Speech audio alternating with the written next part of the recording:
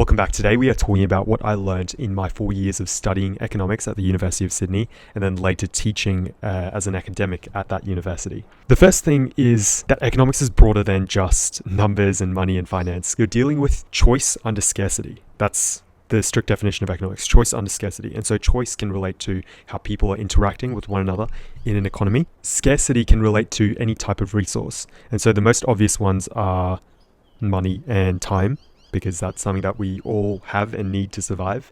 But then as you go deeper into the study of economics, you'll realize that there are more resources than you can even think of and imagine. And so if you delve into behavioral economics, you might be dealing with attention as a resource, and that's quite relevant in this social media age. And then in other fields, you might deal with actual resources. So the market for lithium and whether a particular type of machinery is available and the cost of obtaining that machinery, the cost of obtaining a certain type of skill or labor capability.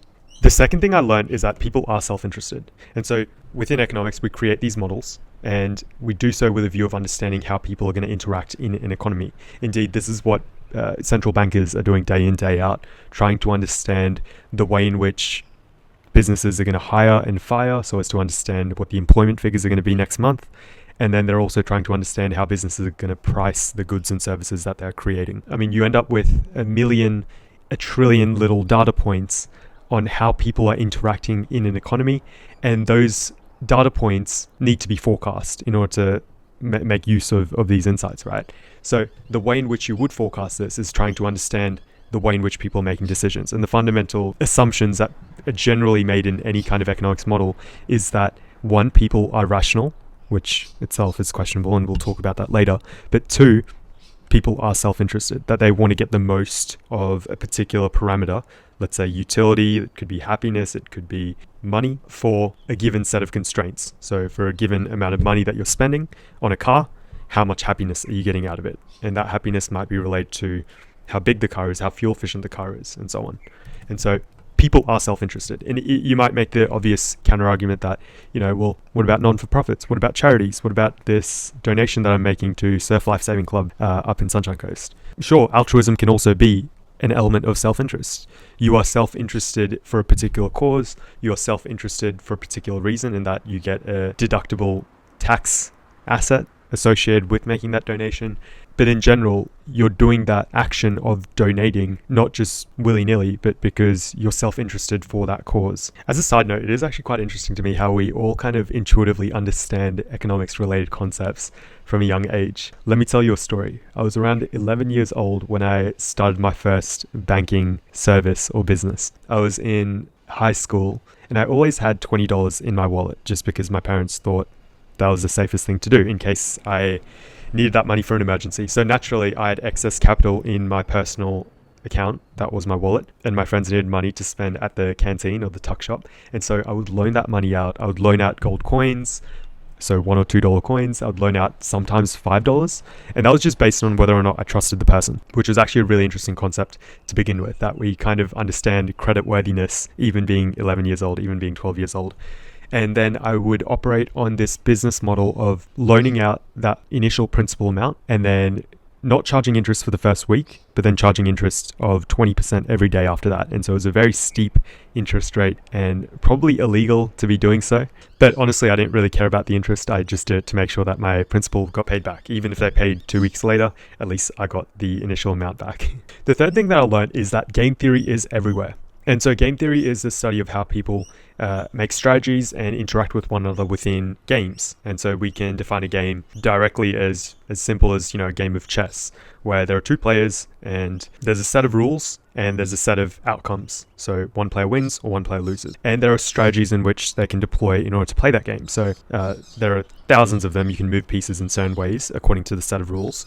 And so both players are trying to play the game in order to win, in order to maximize their payoff. And taking this further at a high level of abstraction, we deal with games on a daily basis. We deal with games when we stop at the traffic light and we're thinking, what's the payoff if I stop at the traffic light when it's a red light, compared to just continuing on and going? Because that itself is a game where there are a set of players, whoever's stopped at a traffic light, there's a set of strategies where I can choose to either continue through a red light, or I can choose to wait until it becomes green and then go.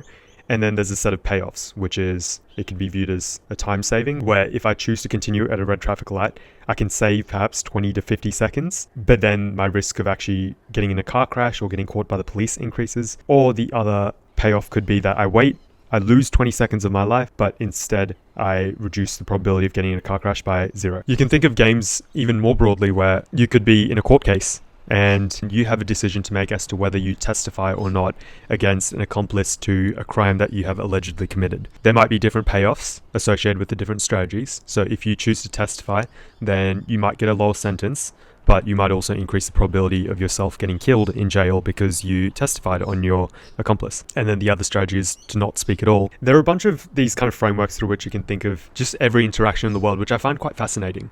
The most common ones that you might have heard of are the prisoner's dilemma, battle of the sexes, and they go through a set of kind of generic games in which there are players and there are a set of strategies and there are a set of payoffs. I really like the prisoner's dilemma because I think it characterizes a lot of interactions that we see. And so the prisoner's dilemma relates to a situation where there are two players. Collectively, they would be better off doing one thing, but individually the incentives are skewed such that they want to defect and choose the alternative route. And as a result, both of them have a payoff that's lower under the individual incentives route. I can give the most obvious example to this, which is climate change action. And so if you assume that taking action on climate change is more costly than not, then collectively every country would be better off if we all agreed to spend more on climate action policy and reduce our carbon footprint and improve the outcomes for our environment. Collectively would be better off. But the second that one country chooses to not adopt climate-friendly policies and choose the cheaper route, they effectively make their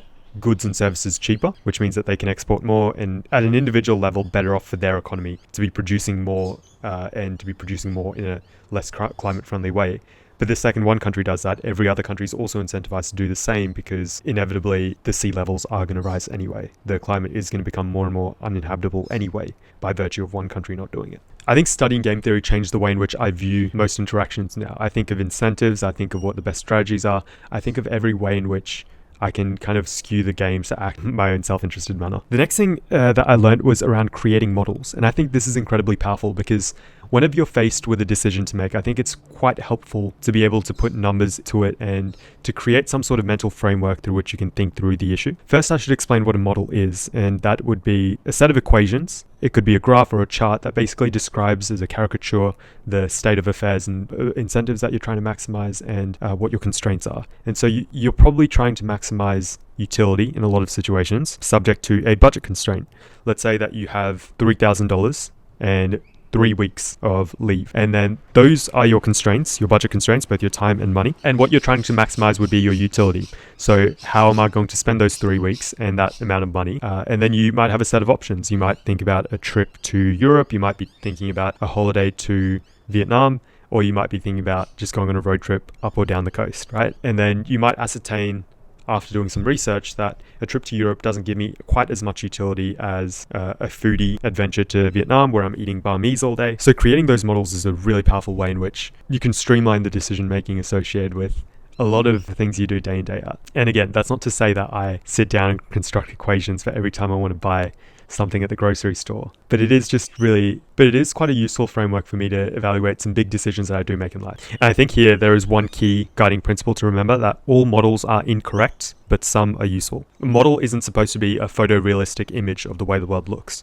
A model is simply meant to be a cartoon or a caricature that conveys a message. The next thing that I really like, economists generally try to search for truth. But it's especially so in economics, where the people that I've spoken to really do just care about distilling from the data the key takeaways, regardless of whether it's politically aligned or whether it's problematic in any other ways. The next thing I learned was that the efficient market hypothesis is flawed. In economics, we make all these kind of assumptions that people are rational, that people will behave according to strict monetary incentives. But the deeper you dig into that and you just look at your friends and you realize that they're not spending money thinking in a rational way. The efficient market hypothesis basically means that asset prices are reflecting the real value of that good or service based on all the existing available information. A key implication of that is that there's no room for profits to be made. And so it's difficult to reconcile this hypothesis with this reality that there are plenty of businesses out there that are extremely profitable. 1, people aren't rational. 2, there are gaps in the market where alpha can be achieved. And 3, not everyone has access to the same amount of information, although we would like that to be the case. The next thing I learned was that the world is built on trust. People like to say that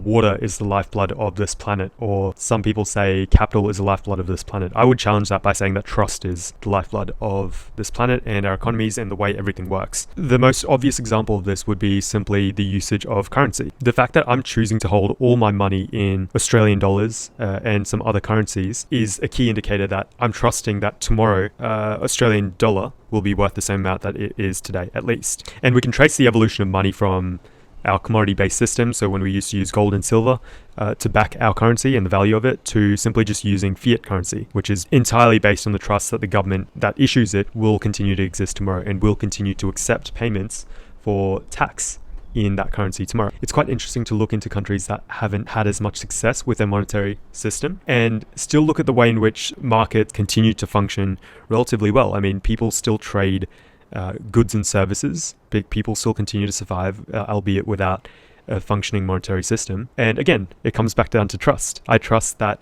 you will actually give me bread in exchange for the vegetables that I'm giving you. And then we can go further and talk about how trade used to happen across ships with bills of lading, but I'd encourage you to explore that yourself. I think the last thing that I learned was how to view a business. In microeconomics, we're taught to view a firm as simply being a black box. You put inputs in and you get something out. And so those two inputs that you'd put into the business would be labor and capital. Labor simply means people, the hours that people are working. And the other input, capital, would be the machinery, it could be the finances, anything that isn't really people but is necessary in order to create whatever outputs you're creating. So, for example, if you're running a coffee shop, then the primary inputs would be people, which would be someone working as a barista.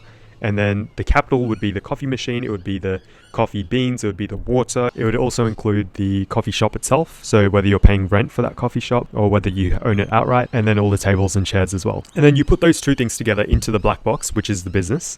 And to that, you would attribute some level of productivity. How productive are the people when combined with the machinery? And so you might have one coffee shop that's super productive, another that isn't as much, simply because the people don't know how to use that coffee machine as well. And then you get some sort of output, and it could be 10 coffees made a day, it could be 100 coffees made a day. One last point to make on that is that last point is quite similar to the Cobb-Douglas production function. But yeah, let me know if you've learned anything different, if there are any cool takeaways. Keen to hear from you.